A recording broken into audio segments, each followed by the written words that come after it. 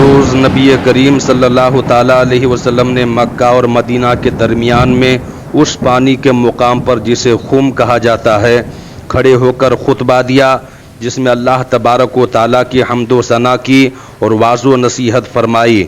پھر حمد و ثنا کے بعد فرمایا، لوگو خبردار ہو جاؤ، میں ایک بشر ہوں، ان قریب میرے پاس میرے رب کا قاصد آ جائے اور میں اس کا بلاوا قبول کر لوں، اور میں تم لوگوں میں دو وزنی چیزیں چھوڑے جا رہا ہوں، جن میں پہلی تو اللہ تعالیٰ کی کتاب ہے جس میں ہدایت و نور ہے۔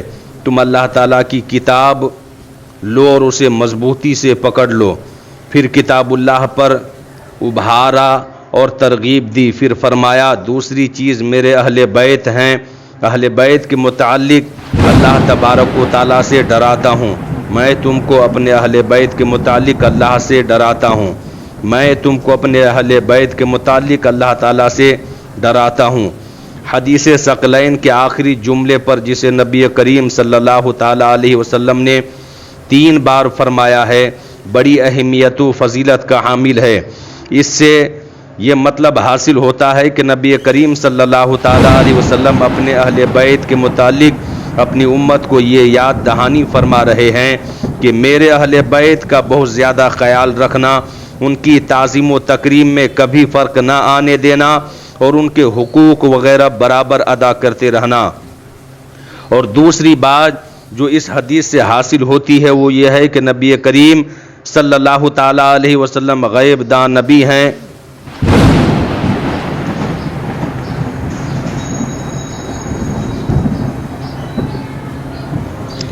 غیب دان نبی ہیں۔ آپ کو اس بات کا علم تھا کہ میرے اہل بیت اطہار میں سے جو خاص میرے فرزند ہیں، یعنی حضرات حسنین کریمین علیہم السلام کو طرح طرح کی تکالیف دی جائے گی اور ان کے ساتھ نازیبا سلوک کیا جائے گا۔ ان میں سے ایک کو زہر دے کر اور دوسرے کو 3 دن کا بھوکا پیاسا رکھ کر ایک ویران اور چٹیل میدان میں شہید کیا جائے گا۔ اسی لیے آپ صلی اللہ تعالیٰ علیہ وسلم نے بطور خاص 3 بار ان مقدس نفوس کے متعلق آگاہی فرما کر امت کو ان کے ساتھ اچھے سلوک کی وصیت فرما دی۔ لیکن افسوس صد افسوس کہ اپنے آپ کو امت محمدیہ میں شمار کرنے والے، رسول کریم کا کلمہ پڑھنے والے ان نام نہاد مسلمانوں نے حضرات حسنین کریمین علیہم السلام اور دیگر اہل بیت اطہار پر جو مظالم ڈھائے ہیں، عالم انسانیت ایسے واقعات پیش کرنے سے قاصر ہیں۔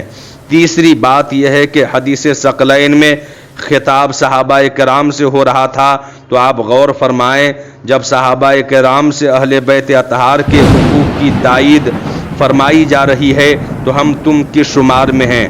ہمیں ان کا کتنا ادب و احترام کرنا چاہیے اور ان سے کتنی عقیدت و محبت رکھنی چاہیے۔